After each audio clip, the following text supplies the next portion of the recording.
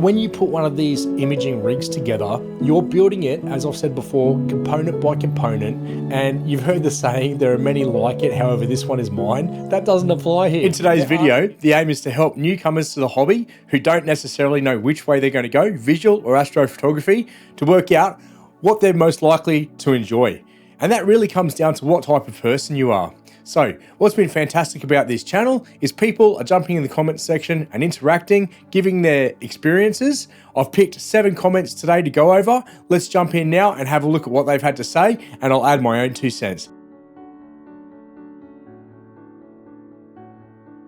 Our first comment comes from Jing Bao 3 days ago. He says, "No one wins the other. I love to do both. What I don't like is taking thousands of pictures and then going home to process a beautiful picture the second day. Live stacking is the trend now, and it really is impressive to see improving images in real time. However, nothing can beat the joy of seeing something, even dim, right through an eyepiece. I feel that my eyes are actually seeing the object instead of the machine seeing it for me."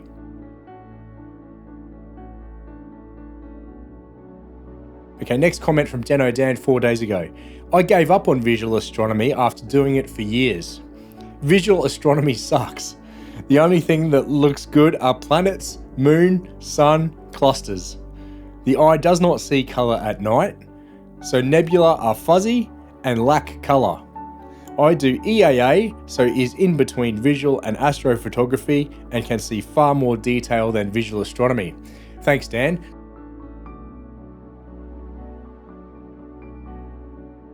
The next comment is from a fellow YouTuber. He runs a channel and his channel is called ASTRO. So ASTRO's channel is all about enjoying the night sky for as little money as possible. So if you are trying to do visual astronomy or some astrophotography on the cheap, definitely head over and check out ASTRO. Let's see what he's got to say. "Great video and well made, thanks mate." He said, "It's unfortunate that I get so few clear nights as there aren't enough to allocate to visual. It takes a backseat to AP for me, but with a second scope I'd recommend it. I too was quite blown away by the Orion Nebula through an eyepiece."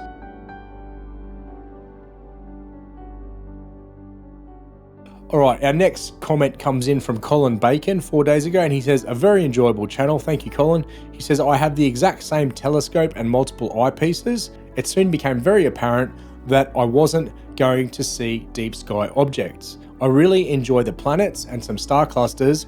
I didn't get into this hobby until I retired, and I am totally fascinated by it. I have a Canon DSLR camera and have just tinkered with photos of the stars and planets really, learning serial and GIMP. I quickly realized that I need to spend lots and lots of money, also learn so much to do astrophotography. I really like my 150mm go-to." He's talking about the aperture of his scope, which is what that is. It's a 150mm aperture or opening at the end of it, and a 1500mm focal length, f10. "And now to complement my enjoyment, this little Dwarf 11. I live in Norfolk under Border 4 skies."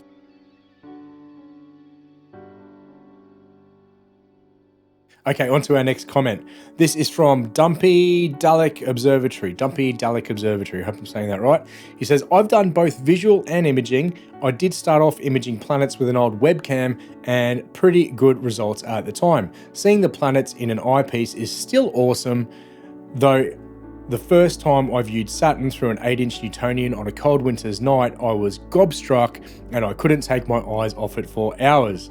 I used to do outreach, which is where he's taking his telescope and introducing new people to sights through the eyepiece. I used to do outreach to solar and nighttime astronomy. One of my best memories was seeing a kid see their favorite planet, Saturn again, and getting so excited when seeing it.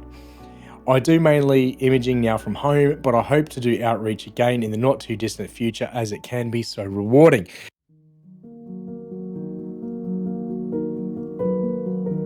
Okay, next comment. This is from John Riley.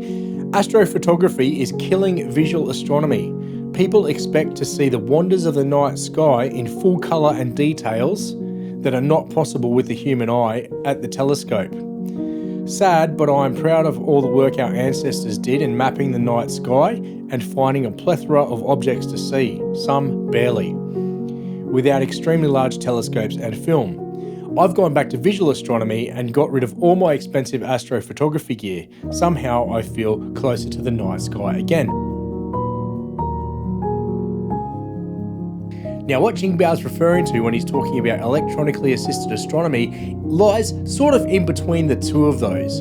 It's a mix of both. What you're effectively doing is replacing the eyepiece, which you can see on this telescope here, with a camera. But instead of taking long exposures, which can be anywhere between 2 to 10 minutes long, which is what you would do for astrophotography, with EAA, you're actually capturing very short sub-exposures, something in the 5 to 10 second range. And then you're compiling those very quickly in real time. In under a minute, you will see the object that you're looking at come to life. You'll start to see the color, shape, cloud, nebulosity there, and that's all going to come through on the screen almost in real time. So it mirrors visual astronomy in the sense that there's that immediacy of enjoyment. However, at the end of it, it's not going to give you an image that's anywhere near the quality of what you would get if you were actually doing proper astrophotography. EAA will provide you with much more colour and detail than visual astronomy, and nowhere near as much as proper astrophotography. So he's fully ditched visual astronomy and gone for EAA. Now, I actually enjoy visual astronomy for a number of reasons. We'll get into those later. I'm yet to try EAA properly, other than to see that I could actually do it with this SCT here. However, it needs some work. I need to actually put a little bit more time in to getting my EAA sessions running smoothly. There's a little bit of technicality there, which is worth mentioning actually, because compared to visual astronomy, getting an EAA setup is a little bit more complex. Obviously now you're connecting that telescope to a computer, and you need software and getting everything to run smoothly, especially on an alt-azimuth mount. Remember, a mount that can only track horizontally and vertically, it can't correct for the Earth's rotation, can be a little bit difficult. However, because the exposures are so short, 5 to 10 seconds, alt-az mounts can be good for EAA, such as this 6SE Go2 telescope. It just takes a little bit of time to get familiar with the software that you're going to use and get your sessions running smoothly. So bang on, I reckon that if you have the ability to pick up a second scope to do visual while you're doing astrophotography, that's the best of both worlds. Because then, yes, you are enjoying the imaging, and on the nights where you can be bothered to actually go outside if it's not too cold, you will be treated to some fantastic things at the eyepiece. Planets are fantastic. The moon is knock your socks off. You have no idea how good that is. In fact, the moon, even if it's cold, I could go out there and stare at that thing for hours through that SCT behind me. An acquired taste. You basically, if you're coming from astrophotography or you've never done visual astronomy at all, you really do need to lower your expectations there. But seeing those faint fuzzies, those photons that have traveled for thousands, if not millions of years, potentially from another galaxy, or, you know, when we're talking about nebulae, we're talking thousands of light years. For those to actually make their journey, enter your scope, and then get beamed straight into your skull is something quite special. So I think you need to come at it with that viewpoint and not necessarily the viewpoint of expecting to see what you would see on social media through your eyepiece, because that's not going to happen with these faint distant objects. I definitely agree with Cheap Astro that the best of both worlds is to have a cheap scope for doing some visual while you're actually doing some imaging, if you can afford to do both. Which way you decide to go ultimately has to fit in around your lifestyle, your fatigue levels, and how motivated you are to get out in the cold and enjoy this, particularly now in the Northern Hemisphere where it's getting down to zero, sub-zero. You know, visual astronomy, which is where you physically need to be outside at the eyepiece, becomes less and less appealing, particularly if you live in very damp areas like I do.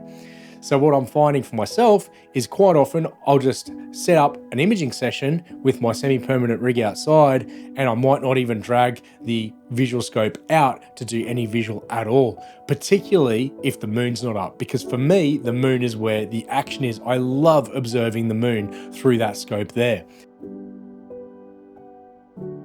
If you are intending to get into astrophotography, you should bear in the back of your mind that it can get quite expensive. You are entering a rabbit hole. But What I want to say about that is that at the end of the day, you can do astrophotography on a budget. Lots of people do it on a budget and can produce some fantastic images. You have the used market there, for example, where you can snap up some really good deals. You can also get specials on Amazon and on eBay from time to time.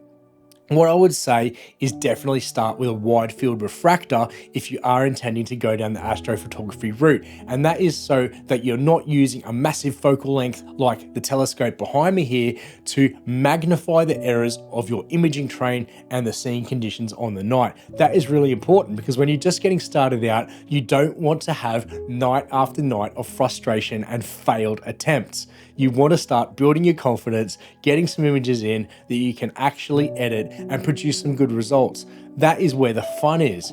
If you decide to get a long focal length, just bear in mind that in astrophotography, bigger is not always better. Bigger is just different. If you want to shoot far away galaxies, then yes, eventually you will need a long focal length. But if you're just getting started out in this hobby and you are thinking of spending a lot of money, be prepared for the fact that if you go down the bigger is better route, you will need a bigger mount, which is more expensive and more complicated.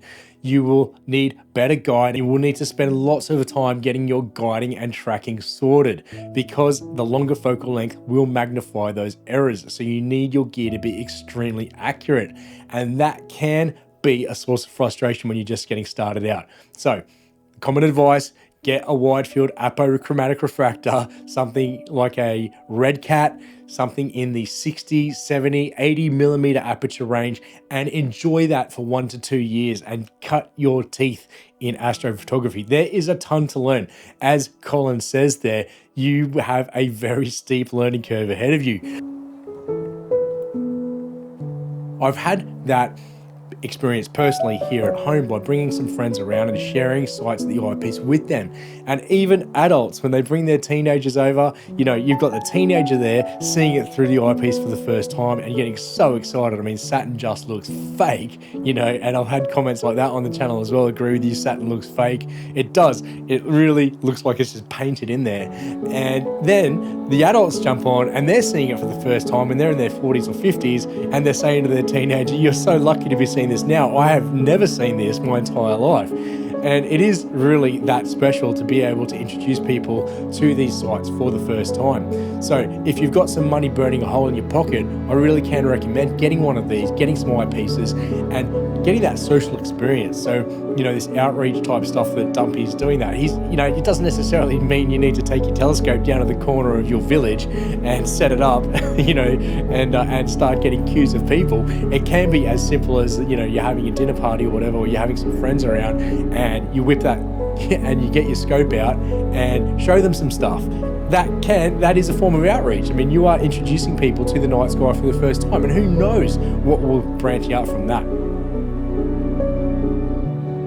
Here you go, John's gone full circle basically. He's gotten into both and then decided that he wants to just stop doing astro and reconnect with the night sky on a very personal level. So you can see this is fantastic. We've got people at all stages of their journey in the hobby, and you've got some people who are deciding to play it down the middle with EAA, some people who only want to do visual and that's their thing, some people who only want to do astrophotography, and then a combination of all of those. I enjoy doing both visual astronomy and astrophotography, but for very different reasons. Astrophotography appeals to me as a tinkerer and a problem solver. When you put one of these imaging rigs together, you're building it, as I've said before, component by component, and you've heard the saying, there are many like it, however this one is mine. That doesn't apply here. There aren't many like it. There's one, it's yours. You built it from the ground up. No one else owns that exact scope in that configuration. And there's a lot of satisfaction that comes from seeing this Frankenstein thing that you built, gathering photons from very distant objects and putting them on your hard drive that you then take and produce artwork with. You know, it's a blend, it's a fusion of science and art, and you did it from the get-go. Thank you for watching. Please hit subscribe, join the channel, get on board, share those comments, and let's start enjoying the night sky together.